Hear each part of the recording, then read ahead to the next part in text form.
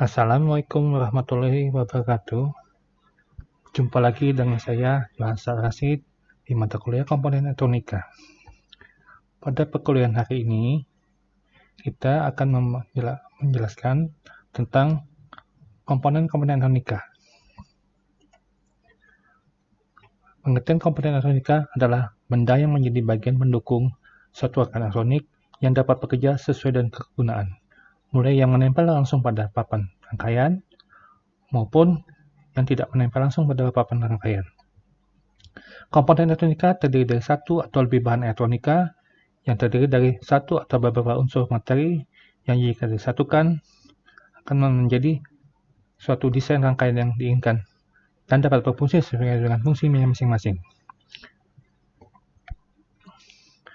Komponen elektronika terbagi menjadi 3 bagian besar.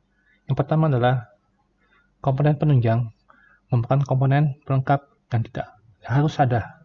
Sebagai contoh, saklar, penghantar, sekring, lampu indikator, dan baterai.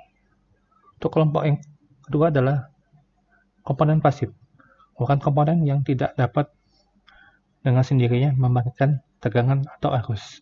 Sebagai contoh, resistor, kapasitor, induktor, dan transformator. Sedangkan kelompok yang ketiga adalah komponen aktif, merupakan komponen yang hanya dapat bekerja atau berfungsi jika diberi satu daya dari luar. Sebagai contoh, dioda, transistor, dan rangkaian terintegrasi. Selanjutnya, jelaskan tentang komponen penunjang.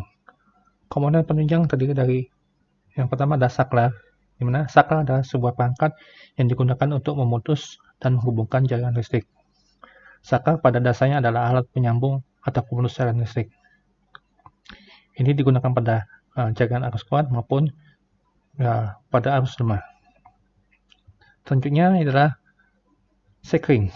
Sekring adalah komponen listrik yang mengembangkan sebuah rangkaian atau perangkat listrik dan akan meleleh setelah putus apabila dialiri arus listrik berlebihan. Sekring juga akan terputus jika terjadi arus pendek pada suatu rangkaian peralatan listrik. Selanjutnya adalah lampu indikator. Lampu indikator merupakan komponen yang digunakan sebagai lampu tanda. Lampu tersebut digunakan untuk berbagai keperluan, misalnya lampu indikator pada panel penunjuk. Selain itu, lampu indikator digunakan sebagai indikasi bekerja suatu sistem. Selanjutnya adalah penghantar. Penghantar adalah media untuk menghantarkan arus listrik dari konduktor dan isolator. Konduktor berbahan dari bahan tembaga, sedangkan isolator dari bahan termoplastik, yaitu gabungan antara plastik dan karet. Selanjutnya, komponen pasif yang terakhir adalah baterai. Baterai adalah perangkat yang terdiri dari suatu atau beberapa sel elektronik kimia kondensi eksternal yang disediakan untuk memberi daya pada perangkat listrik. Selanjutnya ke kelompok besar kedua adalah komponen pasif. Komponen pasif pertama adalah resistor. Resistor adalah komponen elektronika yang memiliki 2 kutub yang digunakan untuk menahan arus listrik apabila dialiri listrik antara kedua kutubnya. Resistor adalah komponen yang terbuat dari bahan isolator yang di dalamnya memiliki nilai-nilai tertentu hambatan, memiliki satuan ohm. Selanjutnya, komponen pasif kedua adalah kapasitor. Kapasitor adalah perangkat yang digunakan untuk menyimpan muatan listrik. Kapasitor merupakan suatu penampung di mana muatan dapat disimpan dan kemudian dilepaskan secara perlahan. Pada aplikasinya adalah seperti kapasitor penampung, kapasitor penghalus atau filter, dan lain-lain. Satunya adalah farad. Komponen pasif yang ketiga adalah induktor. Induktor adalah suatu komponen elektronika pasif yang banyak berbentuk torus yang dapat menyimpan energi dalam bentuk medan magnet, di mana satunya adalah Henry. Selanjutnya adalah transformator atau bisa disebut trafo. Trafo adalah merupakan komponen pasif yang dengan 4 atau lebih bagian pada kedua sisinya, Dimana sisi pertama adalah sisi primer dan sisi selanjutnya adalah sisi sekunder.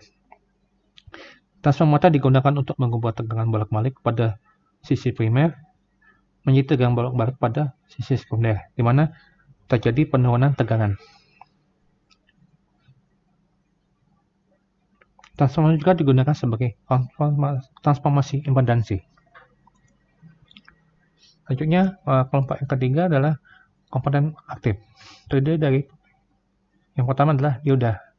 Dioda adalah komponen aktif yang dihasilkan dari persambungan antara bahan semikonduktor tipe P dan tipe N. Memiliki resistansi yang sangat rendah terhadap aliran arus pada satu arah dan resistansi yang sangat tinggi pada arah yang berlawanan. Dioda digunakan pada rangkaian yang menuntut memberi tanggapan yang berbeda sesuai dengan arah arus yang mengarah pada dalamnya.